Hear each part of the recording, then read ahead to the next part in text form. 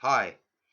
I employ the term Islamo-Fascism to distinguish the secular, pious, and even conservative Muslims, such as my neighbours here in Whitechapel, and groups such as the odious Hizb ut-Tahrir.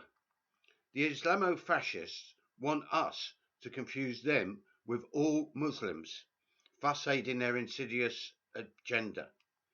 These Islamo-Fascists have been spawned in the tide of fundamentalism that has swept the globe since the 1980s.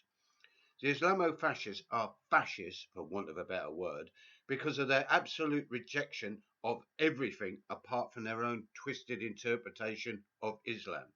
I don't describe the Islamic State as so-called. It is, in reality, the purest expression of Islamo-Fascism.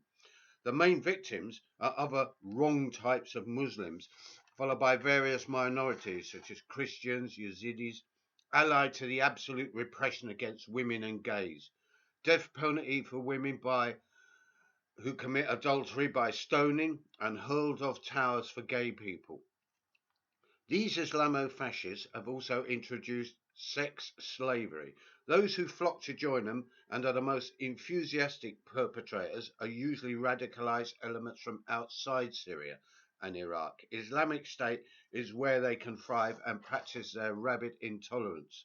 Here in the UK, there are a handful of such groups who succeeded in monopolizing the headlines. They are, really, despite retro gear appearance, rejecting the entire Muslim community as it stands in all its diversity. Their followers say they love death, has echoes of the old Spanish fascist slogan, long live death.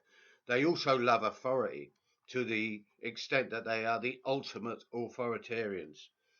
It will come as no surprise to regular viewers to learn that a good proportion of these creeps are in fact converts. You can see them in action on YouTube. Observe their bullying swagger and arrogance as they disrupt a meeting at Goldsmiths College, London, addressed by Mariam Namazi at the Atheist, Secular and Humanist Society meeting. How many of these bigots will end up slipping over the borders to join their perverted brethren in the Islamic State paradise, or burn synagogues, or murder secular Muslims in this country? Of course, silence from the liberals and leftists is deafening, as I don't wish to be condemned as Islamophobic, thus showing how far these people have sunk into the cesspit of reaction. Islamo-Fascism echoes Nazism in its anti-Semitism and its desire to literally eliminate all that doesn't fit into its worldview, from ancient monuments to the whole populations, including most Muslims and in particular Shias. Events in Paris over the past year demonstrate their murderous intention to everyone. As an anarchist, I don't for one moment believe that the state can combat Islamo-Fascism. Through its actions and bungling, it has only added fuel to the flames. The real fight against Islamo-Fascism can only start from the Muslim community itself, which in turn could break out of its increasing isolation and ghettoization and become part of a future liberating movement on the streets that will sweep away Islamo-Fascism along with our own homegrown variety. I couldn't depart without mentioning the curious case of Jihadi Jack. The right-wing media, which is most of the media, claim that he, a convert, has joined Islamic State, whereas the liberal left and his parents claim that he's out there doing humanitarian work in the medical field, despite having no medical qualifications.